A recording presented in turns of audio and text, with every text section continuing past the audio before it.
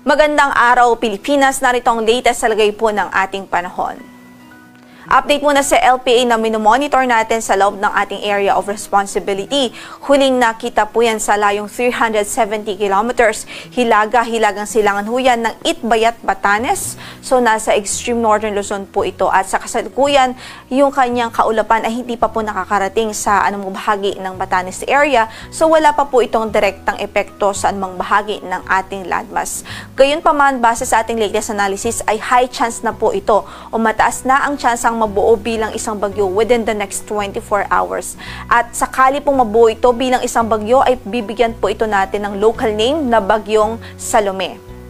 Sa ating pagtaya, generally southwestward ang kanyang magiging movement. So, sa mga susunod na oras ay patimog kanluran ang kanyang magiging pagkilos at may tsansa po o mataas ang tsansa na ngayong gabi o kaya naman ay bukas na madaling araw ay lalapit o kaya naman ay maglalandfall dito sa Batanes area. And then afterwards, continue po ang kanyang southwestward movement at lalapit po muli dito sa area po ng Ilocos Norte.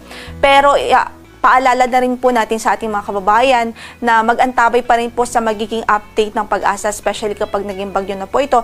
Dahil sa ngayon ay mataas pa po ang uncertainty nitong weather disturbance dahil nga sa meron po tayong malakas na northeasterly wind flow. So isa po ito sa mga factor na nakakaapekto sa overall uncertainty nitong weather disturbance na ito. So mag-antabay po tayo sa magiging update ng Pag-asa ukol dito sa low pressure area, lalong-lalo na po pag naging bagyo na po ito. Sa kasalukuyan, yung Intertropical Convergence Zone ay nakakaapekto rin sa Mindanao at nagdudulot ito ng malawakang pagulan sa malaking bahagi ng Mindanao at ilang bahagi ng Visayas. Yung easterlies nakakaapekto din dito sa silangang bahagi ng Luzon at Visayas habang meron din tayong northeasterly wind flow o yung hangin na nanggagaling sa hilagang silangan, nakakaapekto yan sa extreme northern Luzon. Update naman din ho dito sa dating si Bagyong Ramil na ngayon ay nasa labas na nga po ng ating area of responsibility.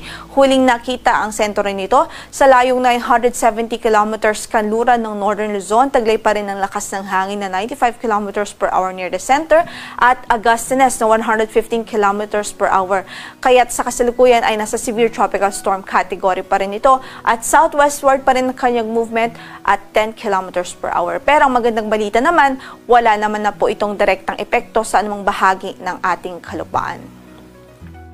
Sa pagtaya ng ating panahon, sa araw na ito, magiging mataas pa rin ang tsansa ng isolated light rains dito sa Batanes, dulot nga po ng northeasterly wind flow. Samantala sa Metro Manila at natitirang bahagi pa ng Luzon, ay posible pa rin ang mga isolated o mga pulo-pulong panandali ang pag-ulan due to mga localized thunderstorms at dahil din sa easterlies, lalong-lalo na po dito sa silangang bahagi ng bansa.